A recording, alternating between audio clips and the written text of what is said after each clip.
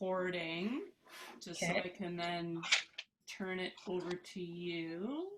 And we're doing the same thing as before that? Okay. So you should see people in the waiting room. So Brad Hallam is the one we probably want to admit first before everybody else. Okay, so I'll wait. And I believe he's going to be sharing his screen. So when it's his turn, you might have to make him host temporarily. Okay. And then I think it will have to be the same again that I did before. I'll have to reclaim it and then send it to you. Right. To be the host again. So. Okay, got it. But once he comes on and you admit him, then you can just click on the admit all people. Brad Hallam, you said? Brad Hallam, yeah. Okay, I'm going to admit him now. He's just come up. There we go. All right. So, hi, Brad. Hello. How are you, Terry? Good. How are you doing? I'm doing well, thanks. This is Jenna. She's helping us out today. Hi, Jenna. Hi, how are you? Good. Good. I'm going to go ahead and admit everyone, okay? Okay, and I can see that I've got the share screen function, so I can start sharing if I need to. So. Yeah, I'll just have to go ahead and change you to the host in order for you to share your screen. So just let me know and I can do that when you want to do. Okay, that sounds share good. Screen, yeah.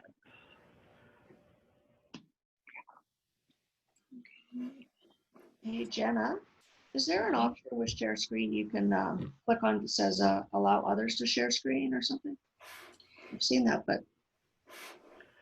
I believe so. I don't know if we enable that though in our meetings. Yeah, from the start when you set it up. Yeah, I think that's something that you need to check.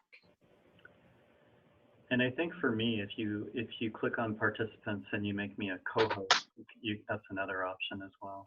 Oh, let me see that.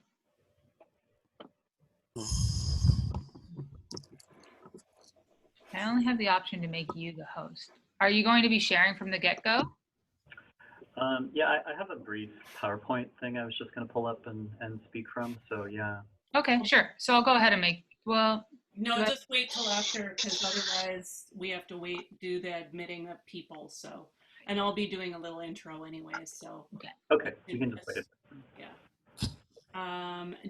You might have to mute some people there, Jenna. I don't know why. Obviously, I didn't set up the. That should be good. Everybody's muted. Awesome. And we'll just give it another minute. For the slow pokes. For the slow pokes, yeah. Well, technically it is 12. Oh, well, now it's 12:30.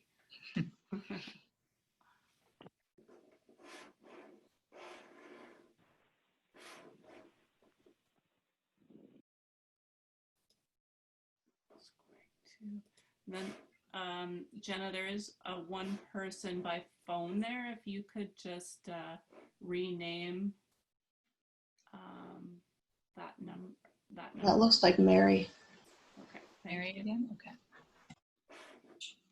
So we don't have it on the recording. All right, well, let's get started. Hey, everybody, thank you again for joining us. I think today might be our last Ask an Expert session. We'll see, but as you all probably know already, I'm Terry Thorson with Spinal Cord Injury BC, and we also have Jenna again today helping us out with the chat and muting and unmuting. And again, just as a reminder, we are recording this session. So if you do not want your face shown, please click on the stop video button that is down below on the left-hand corner toolbox of Zoom. And if you'd like to rename yourself, you can do that as well. And I sent out a PDF earlier that told you how to do that. That PDF also showed you how you could raise your hand if you had questions. as well as you can type them into the chat box or any other information, and Jenna can read that off after Dr. Hallam's presentation. So also like to thank our sponsor of these sessions, the Craig H. Nielsen Foundation.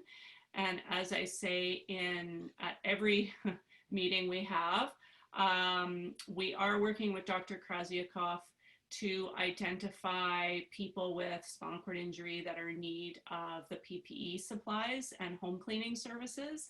So please do contact Jocelyn, and I'll get Jenna to write in the chat her email address again. And if you identify as someone who is in need of these services or supplies, please send her an email. And this session is going to be an hour long. Dr. Hallam will be doing a short presentation, and then we'll get to the pre-submitted questions and then the live questions from the audience. Yeah, and then at the end, if you have a live question, you either, again, use your raise the hand, or you could type it in. Jenna can unmute you, and you can ask it live if you prefer, or she can just read the question out. So either way. Today, we are very grateful to have as our special guest expert, Dr. Brad Hallam, who's a registered psychologist with Vancouver Coastal Health. He works out of the GF Strong Rehabilitation Center. So Dr. Hallam, thank you so much for being here with us today, and I will hand it over to you to take away, please. Thank you so much. Feels like having lunch with about 16 people. This is great. So thanks for joining. I think I'll be admitting people. I think I'm the host now, so you might hear some ding dongs, but I'll let people in as we go. I'm gonna see if I can share my screen. I prepared just a short presentation. I don't want to fill up the whole time with some kind of academic talk. I really just wanted to share a few ideas, and then I've also gotten some questions ahead of time, which I've actually tried to incorporate into the presentation. But obviously, you know, we can also just go free form, and people can unmute, and we can ask questions as well. So let me see if I can share this. Hold on a second.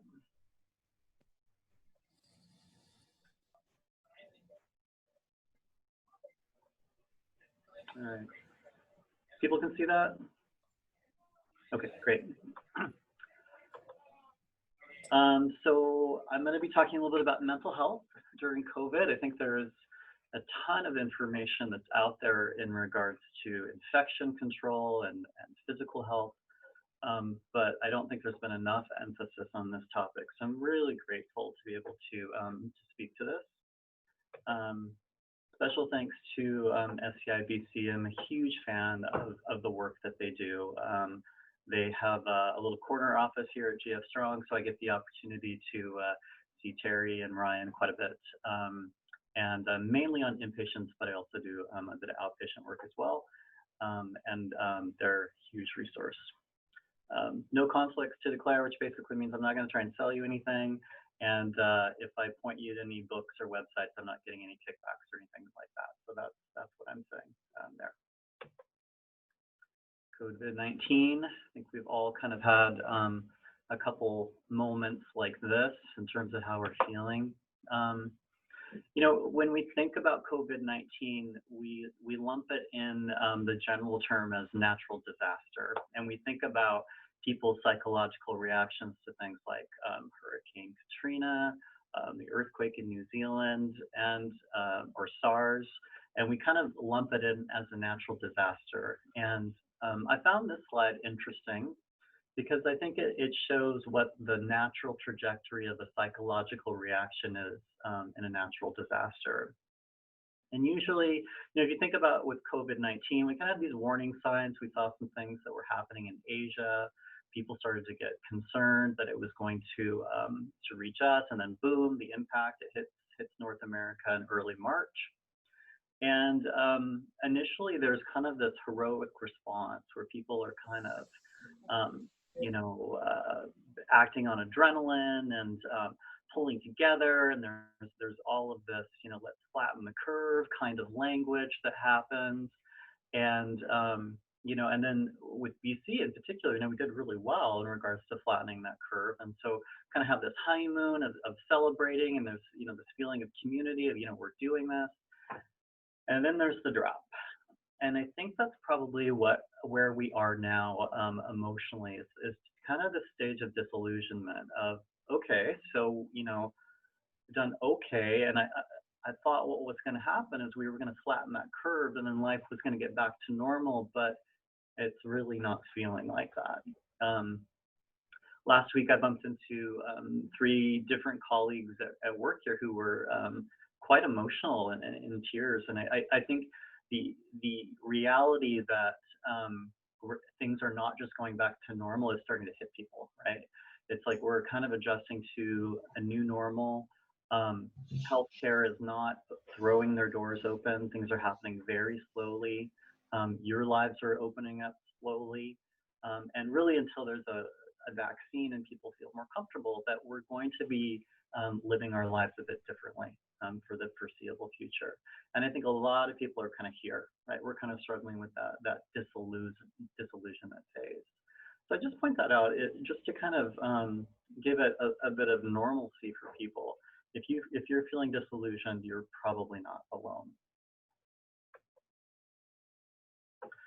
So there was an article that came out just about a month ago that said, what is the psychological impact of quarantine in particular?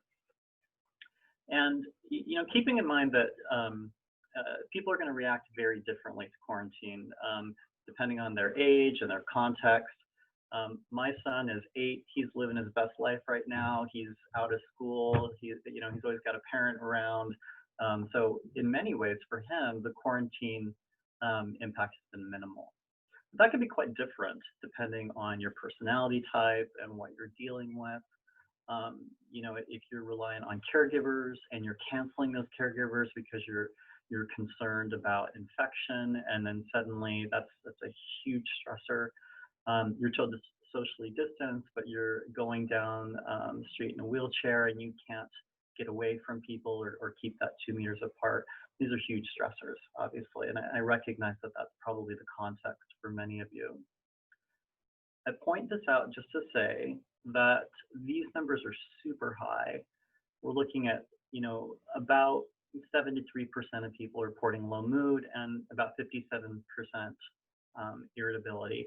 Irritability is often kind of synonymous with low mood and anxiety, right? So these things have high prevalence during quarantine.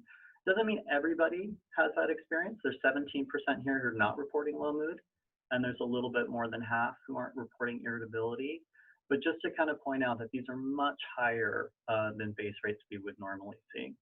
And the longer the quarantine, the more symptoms that get reported.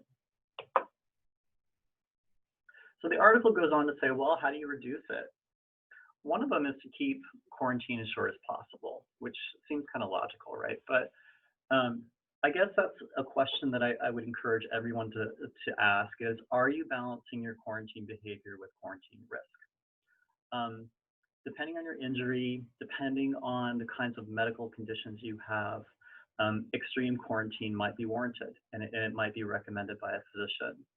Others of you might be kind of feeling anxious about going out, and your quarantine behavior may not actually be matching your risk. I can't really answer that question for you. That's more a discussion to have with a physician. But I think that would be question number 1, is to ask. If you're staying inside because you're anxious, that's very different than a calculated decision that this is the right choice for my health condition. The other one is give people as much information as possible.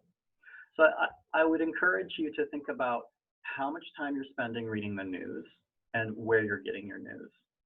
And that might seem logical, but I think it's really easy in quarantine to just turn on your phone or whatever, flip through the news, and you can kind of get inundated with news story after news story after news story. And that is not really great for psychological well-being. You start to only see the world through a very, very narrow lens. And it's important to consider how much and the sources. adequate supplies, I thought it was fantastic that Terry led off with this. It was kind of a question of, you know, who needs support? And it's those questions of when people have adequate supplies for infection control and daily living, they obviously cope better. Reduce boredom and increase communication. So how do you do that? Well, this is one of those venues for increasing communication and staying connected. I know that SCIBC has gotten creative as well with some online forums and things like that. And then there's kind of some special attention to healthcare workers who have higher rates of anxiety because of fear of infection. And then finally, that people have better outcomes when they self-regulate their quarantine behaviors versus it being mandated by the government. Article goes on to say that there's evidence to suggest that support groups for people who are quarantined can be helpful. And it was, I just put this here because I think that's a lot of what SCIBC is trying to do, is have forums like this that help validate. So the very fact that we're doing that, that's in line with mental wellness and the evidence. So I just wanted to point that out. So APA comes out with this statement as well. You'll find this on their website, that disasters are especially tough on people with disabilities as well. So people who tend to struggle more with disasters are people who with pre-existing mental conditions, and then people who are struggling with disability as well. And that probably makes very, very good intuitive sense.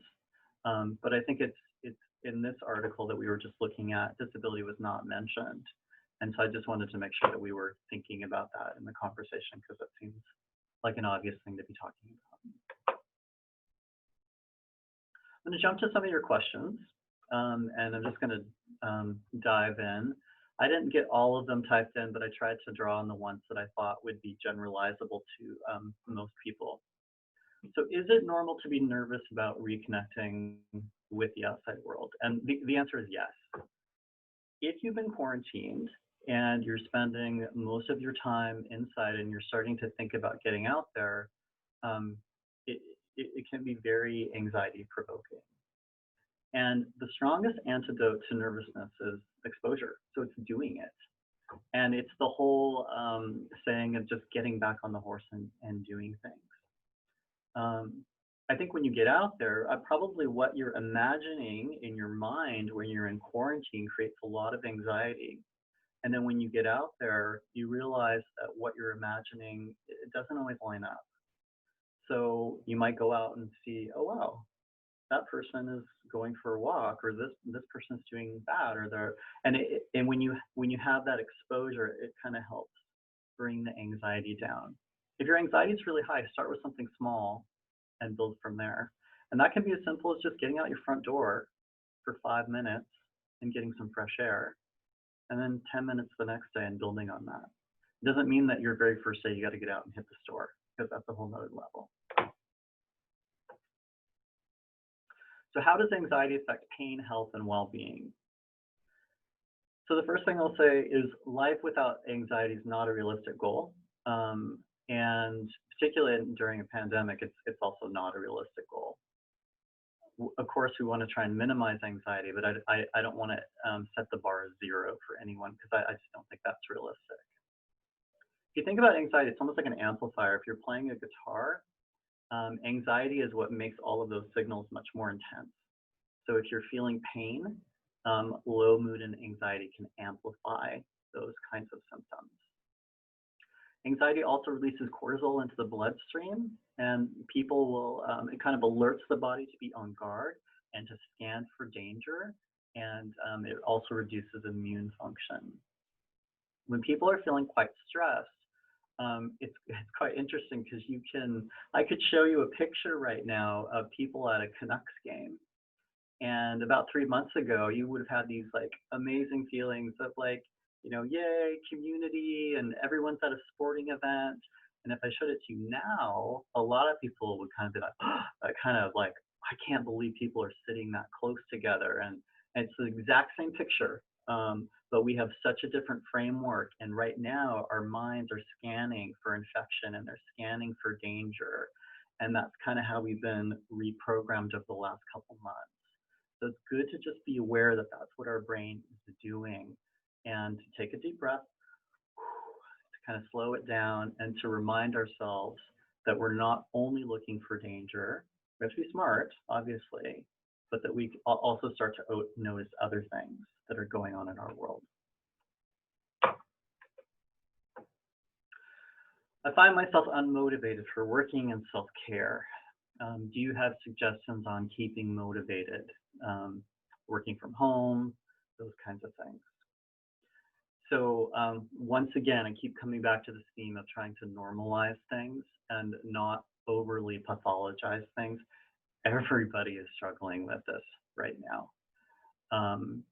The thing I would remind people is that motivation and behavior are bidirectional. I think it's a real trap to think that you'll start doing these things when you feel them. What often happens is if you do them anyway, the motivation will follow. If you get yourself up, if you get dressed, those kinds of things, then often motivation will follow after that. The analogy here is artists, and there's probably some artists in the group here. If you waited for every inspirational moment to sit down and do your artwork, probably wouldn't be very productive. A big part of being an artist is the discipline of sitting down, and then often in the midst of that discipline, that's when the creative juices will start flowing. It really is important to stick to a regular routine, including showering and dressing professionally. Even if you're not going into the office, if you're working, trying to maintain that. I know that's complicated by some of you if you're reliant on caregivers and they're not coming into your home right now. But to the extent that you can stick to a routine, that's helpful. Zoom is a great way to connect, but Zoom fatigue is real. And it's good to mention. Yesterday I was on Zoom for 5 hours doing meetings, and by the end I was just exhausted. So keep that in mind. It is good to connect in this way, but there's something about the experience of having to concentrate and function in the two-dimensional world rather than the three-dimensional world that is tiring. I get frustrated at people not respecting my boundaries. How can I communicate them to express my discomfort without coming across as angry or paranoid? I think anyone who's had a spinal cord injury has dealt with this issue, right? Having to educate people who don't understand spinal cord injury about the kinds of things you're dealing with. And so I think it will be an ongoing challenge because people won't understand your unique circumstances. And so there is a need, unfortunately, to educate, repeat, educate, repeat. And the level of disclosure that you do is really based on level of trust. If it's someone that you really trust, you may be giving them a lot more information about the kinds of diagnoses you have or specific struggles you have. But if it's someone that you don't know well, you don't have to give them a lot of information. You just have to be able to kind of draw the line. I think it's always important to have a script ready ahead of time, as opposed to being in that moment when you're feeling anxious or feeling angry to kind of find the right words. And so I would encourage people to think about writing out that script. What could you say in a way that would be assertive, but not aggressive? And being able to say, I need you to not come in the door. I need you to leave that there because I've got a health condition and I don't need any more exposure. But whatever it is, something that would be logical, reasonable, assertive, and that you can write out when you've got a clear head and you're not kind of in that moment of trying to fumble with it. Just gonna check the time. Okay. So what are some tips for staying mentally well during COVID? Well, it kind of depends. So if you were struggling before COVID, it's important to reach out for more formal supports right now. And I don't know each of your backgrounds, but family physicians are often a starting point. they often don't know the more detailed resources that are out there, but they can be a good starting point just to make sure they're aware of what you're struggling with. If any of you are on medications for mood or sleep or anxiety, this might be a time for your family physician to take a look at those, maybe up doses if needed. If you have a mental health clinician that's already known to you, please reach out. There is an online therapy program for people in Vancouver. Originally, this was supposed to be only Vancouver, but I think they're opening up their mandate to all of British Columbia. And it's run out of Vancouver Coastal Health, and it's basically email therapy. So you send an email, and you're like, this is what I'm dealing with. And then they respond back with a response, and it kind of goes back and forth like that. That can be a nice way to access therapy where you don't have to leave your home and you don't have to be reliant on Zoom. The BCPA came out with what they call psychological first aid. I'm sorry I don't have the link there, but if you go to their website, you can talk with a psychologist for free. The idea there is that they are trying to help people who are struggling right now. It's not ongoing therapy. It's like a one-time half-hour conversation. They're trying to point you to resources and give you what they think you need, but they're not trying to be your therapist. It's more kind of like if you think about applying first aid for a physical injury, that's what they're trying to do on the mental health side. And then if you go to the BC Psychological Association, there's a referral page there where you can sort and find a psychologist. You can enter your location, language, whether there's a specific issue you want to talk about, and it will match you to psychologists that are in your area. If you were coping reasonably well before COVID, then I would recommend trying some self-directed kinds of therapies. And there have been three major waves in psychotherapy. First was behavioral, second was cognitive behavioral, and then third is what we call third wave psychotherapies, which is acceptance and commitment therapy. So the second wave, I've got a reference here, called the Antidepressant Skills Workbook. You can go to this. It's based out of SFU. You can listen to it in audio format. You can read it on the screen, or you can download it as a PDF. It's also in several languages. It's based on cognitive behavioral therapy, and it's got a ton of evidence behind it. And that's kind of a self-directed approach. Acceptance and commitment therapy is kind of the third wave. It's more in line with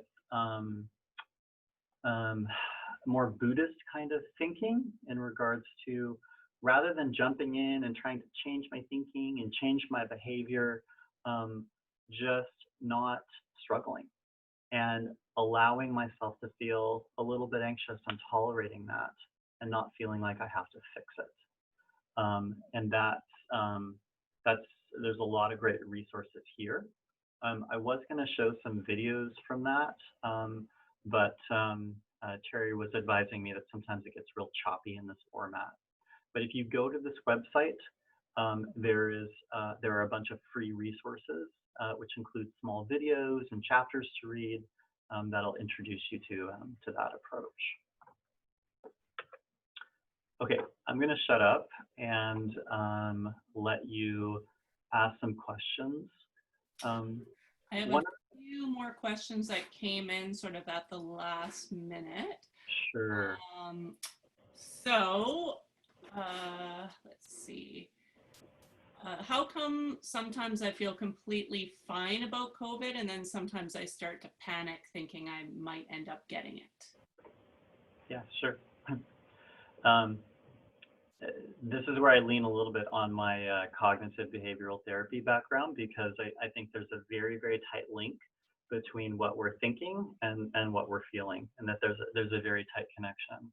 So, sometimes COVID's not our focus as we're going on. We're just living our lives. And during those moments, I think we can often feel quite relaxed.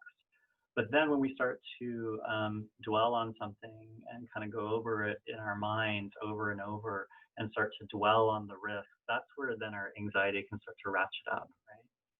So I think a lot of it is if you start to pay attention to what it is that you're thinking and what you tell yourself, you'll probably see a very tight correlation between what's going on with your mood and your anxiety.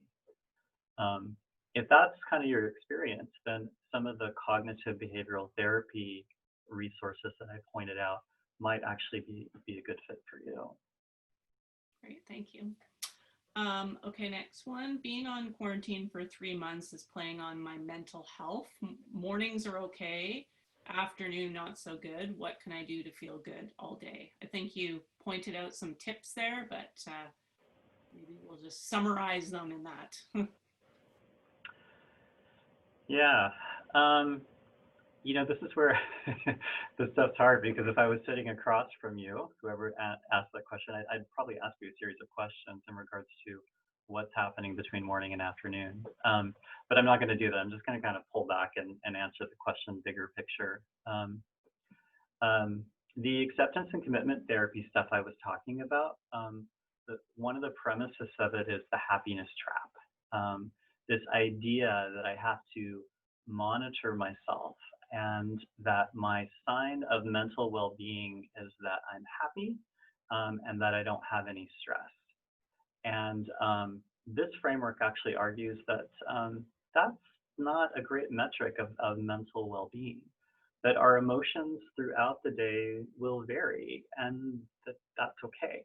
And particularly during quarantine, when we don't have contact with other people, maybe we don't have access to the leisure activities we've been doing, rather than beating ourselves up about not being happy all the time, is to just accept the fact that we're in a tough spot.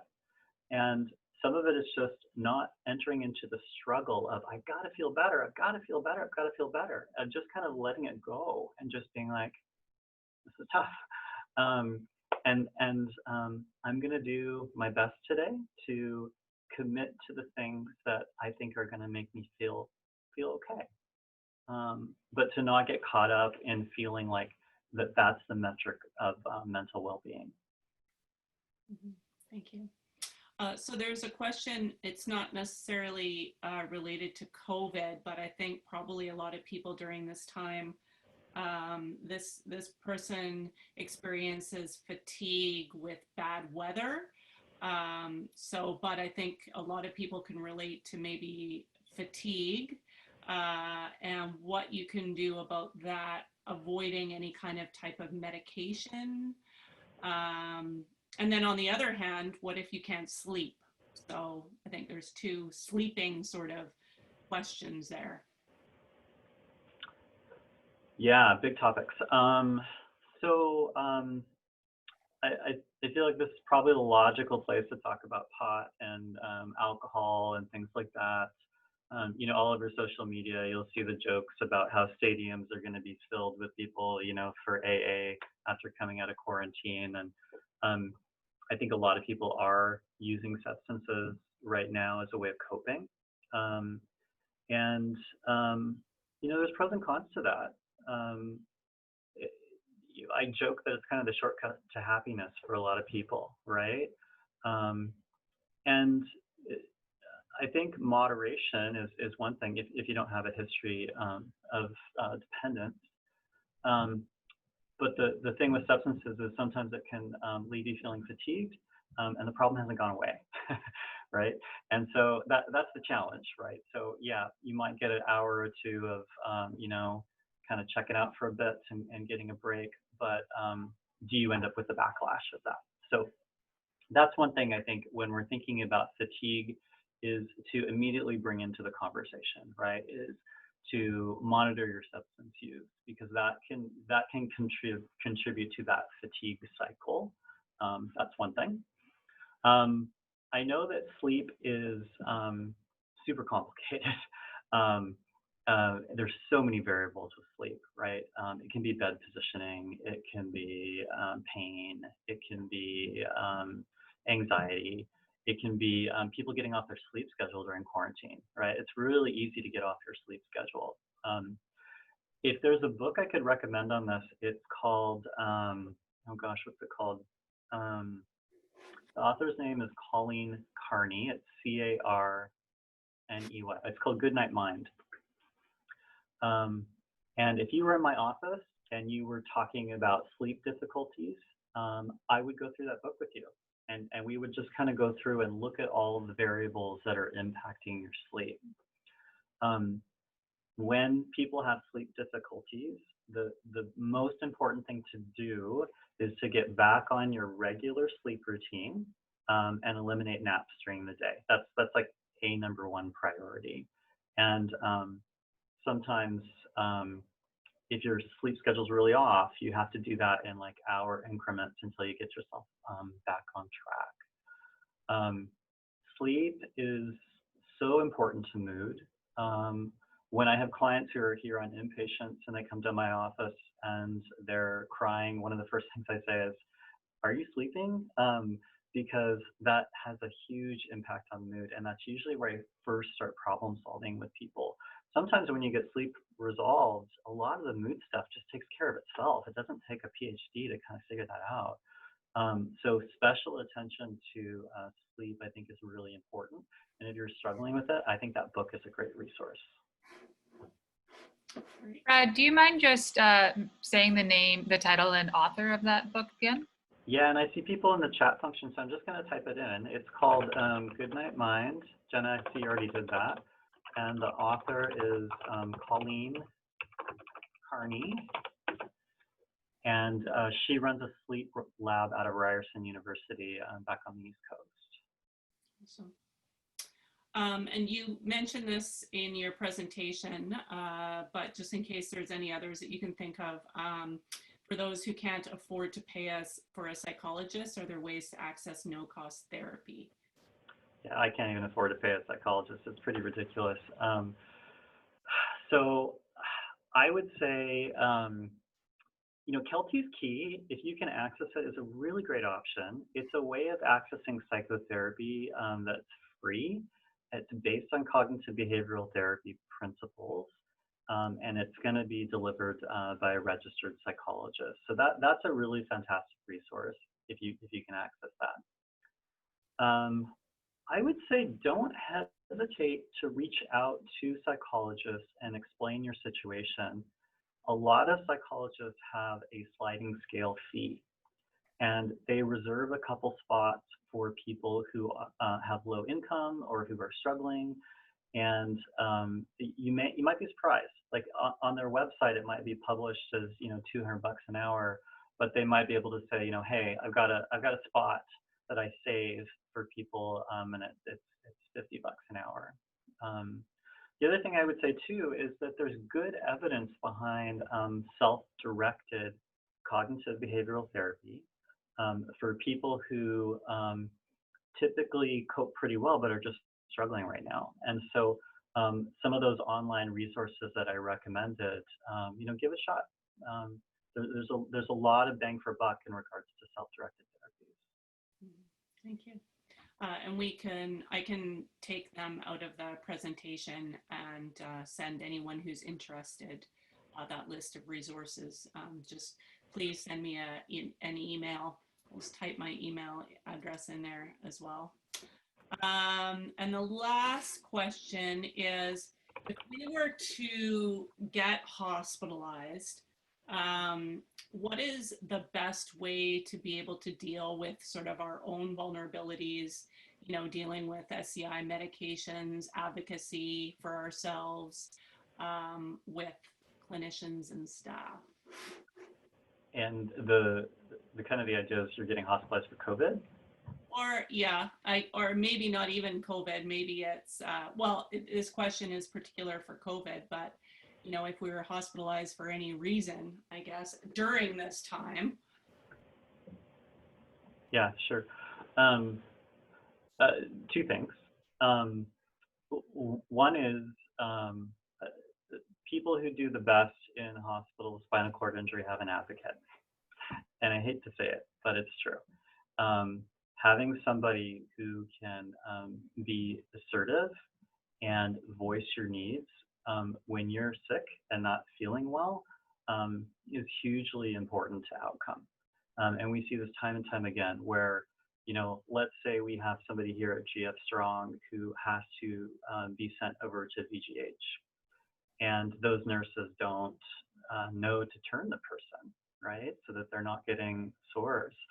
Unless somebody's speaking up, it might not happen, right? And then you could come out of an acute unit not getting the specific specialized spinal cord care that you need. So having an advocate, number one. Those of you who have spinal cord injuries, which I'm assuming 99% of you on this call do, have probably had to learn some assertiveness skills along the way, dealing with healthcare professionals. You earn your stripes, unfortunately, with having to assert yourself and talk about what your needs are. There is nothing wrong with being a broken record in the healthcare system and repeating yourself and advocating for yourself and asserting yourself. So if that's something that's uncomfortable for you, like I said, having a little bit of a script ahead of time is helpful so that you know what to repeat when you're in that situation. Those are just some things off the top of my head, but I ain't gonna lie, that's a tough situation to be in if you're gonna be hospitalized and not feeling well. Mm-hmm. Yeah, thank you. That is the last question that I have. So if anyone wants to sort of do a little raise the hand, or you could just type in me in the chat box if you can't find the raise the hand, if you have anything to ask on your own. Christina's got a question in the chat function. Do you see that? Yep. You can go ahead and read it off there, Brad. Yeah, so it says, Christina's asking, how careful do we have to be now that everything is starting to open up? Yeah, it's a good question. It's a complicated answer. I think you had a conversation with someone from infectious disease, right, Terry? That kind of. Yeah. Okay.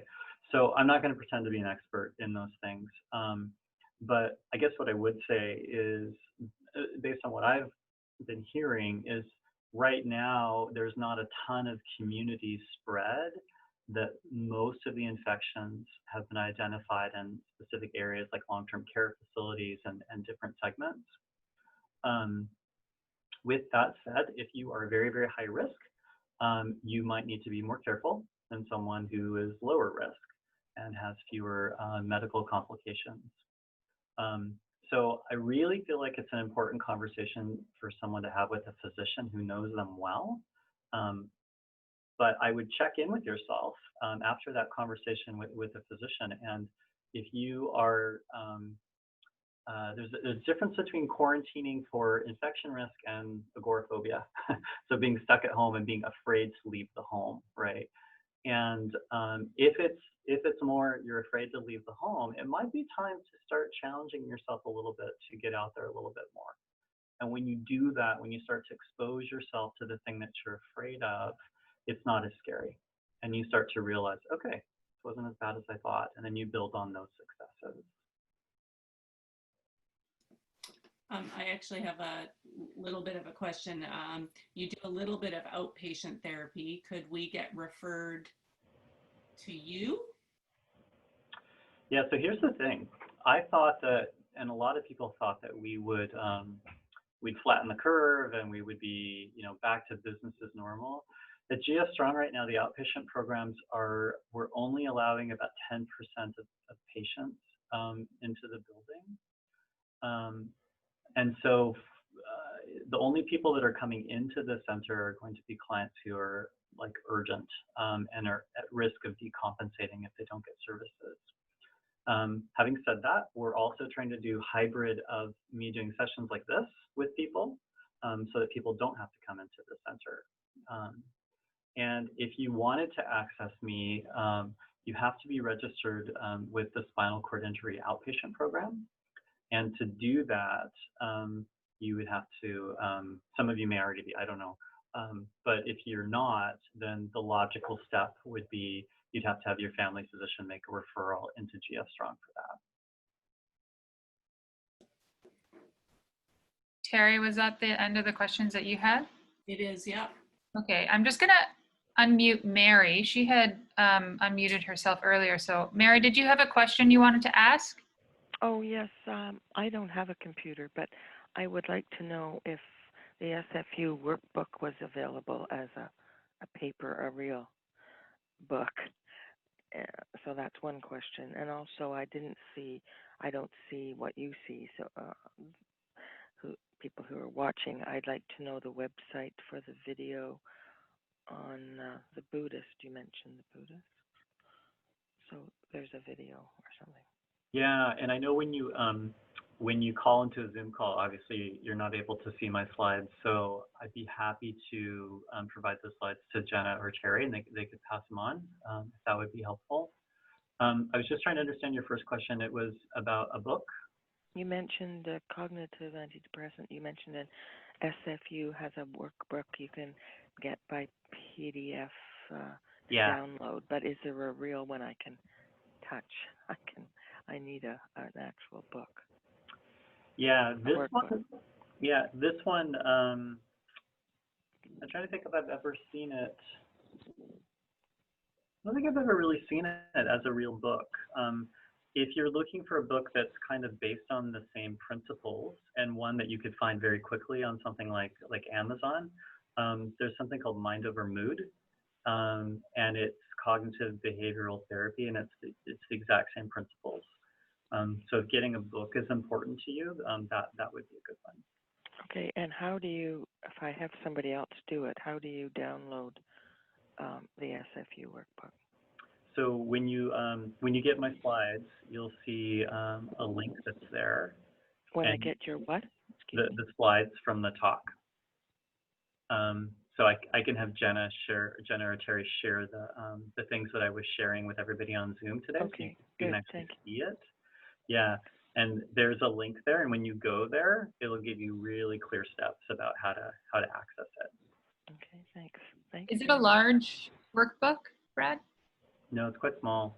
Okay, I wonder if we print your slides, we could also print that PDF and send it all to Mary. Yeah, for sure, and it's public domain, so you don't have to worry about copyrights or anything like that. Okay. Thank you. Great, thanks. Thanks, Mary.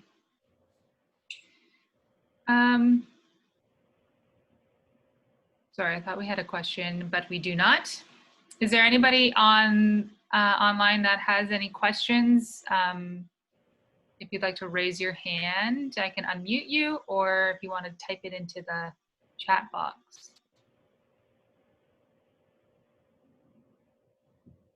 I might as well, while people are maybe typing stuff in, and to keep the flow of conversation going, I know one thing we sort of didn't really touch on is mindfulness. And do you want to talk a little bit about that and maybe how that could help us during this time?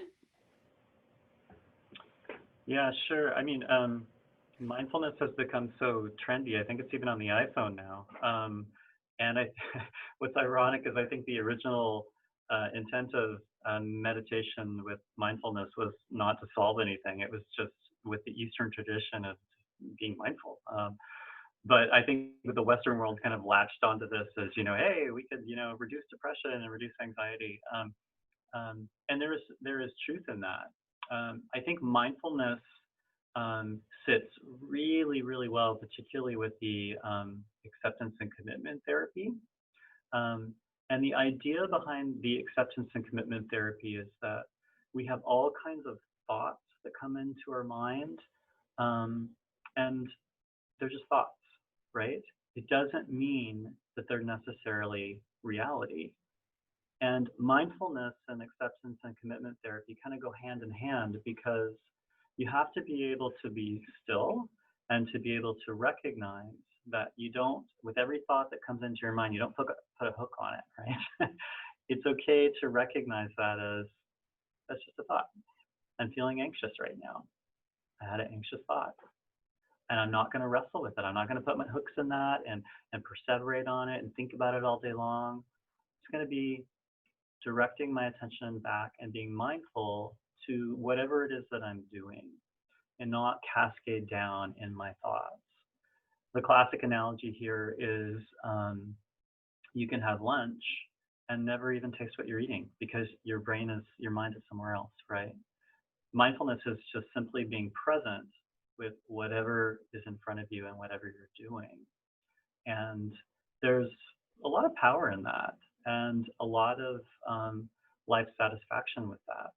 They've done research studies looking at people who practice mindfulness while they're cleaning toilets as compared to somebody who's not being mindful, who's doing what would be perceived as an enjoyable task.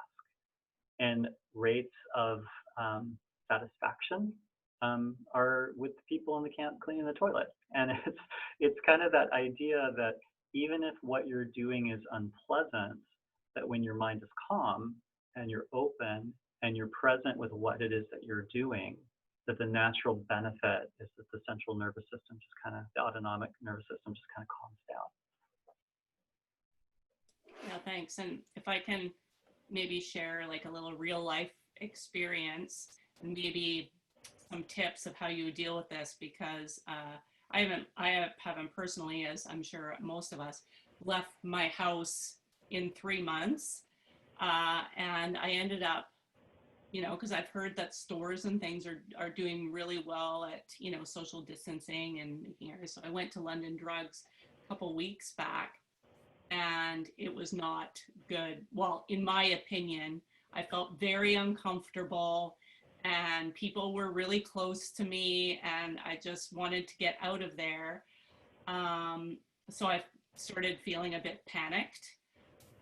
And I still have to make it home, and now I'm touching all these things and my wheels. So when you're kind of in that moment, what are ways that we could sort of bring ourselves back and not doomsday everything?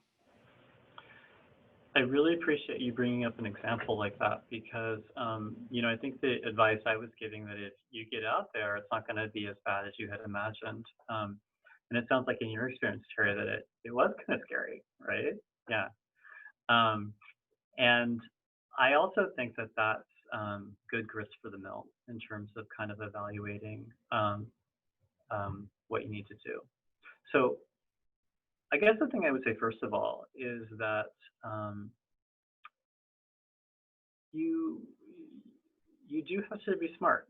And if you feel like you're in situations where people aren't respecting the 2-meter distance, if you're feeling uncomfortable, that may not be a bad thing. Anxiety is there sometimes to alert you to the fact that something's wrong and that there is a danger.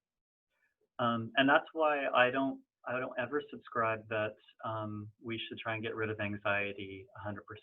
Anxiety serves a function, right? Where anxiety becomes problematic is where what's going on in your world or your mind is just not matching reality, right? So I guess that's my first point is if you are in a situation that doesn't feel safe to you and doesn't seem to be in compliance with what the rules are, then listen to that anxiety and leave that situation. And I wouldn't encourage anyone to just plunge themselves into that. And that's okay. So the fact that you have a panic response in that situation, I don't know what you're telling yourself. You could have been catastrophizing it, and like, oh my gosh, I'm going to be intubated tonight, or, something like that. And I think that's where we have to be careful with our thoughts because, what's the evidence, right? If we go back to that, I think community spread is still quite low, right? And so would that be upsetting? Of course. Should I not go back to that store again? Probably, yeah, right, if that's the way they're doing their business. But am I panicking and exaggerating things and making the risk bigger in my mind? That's when it's good to check your thoughts and be like, okay, yeah, that was uncomfortable, but I'm going to do my hand sanitizing and do those kinds of things, clean the wheels as best I can, those kinds of things, right? I don't know if that helps, but yeah. Thanks. We do have a question here from Scott. So Scott, I've just asked to, there we go. Yeah. Thank you. My question goes back to a comment you made earlier about having information and how important it is to have information. And actually relates to some of the other comments that you've made recently. But the health authority has made a decision not to release information as to, they'll give us numbers of the number of cases of COVID and, the number of deaths, but they won't say where they are within the province of BC. And I find that there's been situations where, I want to know where my gas gauge is in my location. Am I too anxious? Am I over focusing on this? Am I hyper vigilant to a greater degree than I should be? And I'm just wondering what your opinion is about sharing that kind of information, why they decided not to share that information, and would it be better if they did share that information? That's interesting because the information that I get is actually broken down by health authority, and I can see how many patients we have in hospital, how many are in ICU, how many deaths there's been. So I'm actually able to see it by region. I wonder if the difference is because I'm a hospital employee. I don't know. So what are you looking at? Where are you getting that information? I was looking for information as to where the cases are coming from, and I couldn't find that. I didn't know if it was available by health region, but I live on the island. Yeah. And so, when you see new cases, it raises your anxiety level. But when you see that those cases are somewhere else, then your anxiety level doesn't need to raise. You need to be vigilant. You need to be careful and prepared, but you don't need to, have your meter go to the top every time you hear of a new case. At the same time, you don't want to have somebody say, okay, well, there's no cases in Saltaire, so I can be free as a bird and going crazy. But yeah, I don't know if that's generally available to the public, the information that you have. Yeah. And I think it's also, like you're talking about, the contextual information is important too, right? Like you could have, 10 new cases in, let's say Victoria, but if they're confined to a long-term care facility, then that might inform your thinking differently as well, right? So I get it. I don't have a quick answer for you because I'm actually very in line with exactly what you're saying, is that information is power, and information is also helpful in terms of checking your thinking and making sure that you're being realistic. I guess I wasn't aware that you weren't able to access that information. I know that the Ministry of Health has a website. I usually go to the coastal one. I haven't been to that one. So I'm not really sure if it's breaking it down or not. So I don't have a good answer for you. Yeah. Okay, thank you. We do have, Patty mentioned on the chat, this website that you can access for your particular postal code. Maybe Scott, it might be helpful. It's called flatten.ca.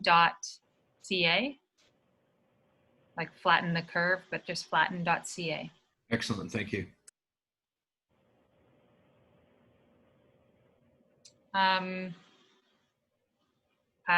Marnie has asked if she posted a link from the government of BC that has a map from the BC CDC site, and she's asking if it's any good. I haven't looked at that one. I'm tempted to link on it, but I probably shouldn't do that in the middle of the talk. But I'd like to think if it's coming from the BC government, it would be reliable. But I haven't actually looked at it yet. Are there any other questions from anyone? It looks good to me, Marnie. I clicked on it. It looks interesting.